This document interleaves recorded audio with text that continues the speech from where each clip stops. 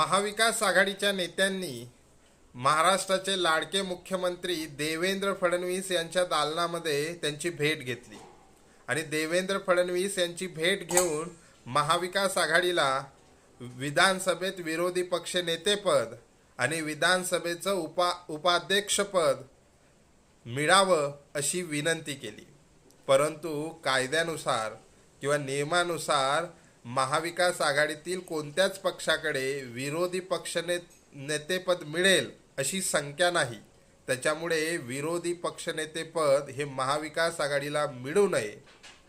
दुसरी गोष्ट, विधानसभा उपाध्यक्षपद मिळावं यावर मात्र विचार होऊ शकतो. जर विधानसभा अध्यक्षपद बिनविरोध निवडून गेले तर विरोधी पक्षाला उपाध्यक्षपद देण्याची परंपरा पूर्वी होती, ती काही काळापासून बंद असली तरी सुद्धा त्याच्यावर विचार होऊ शकतो.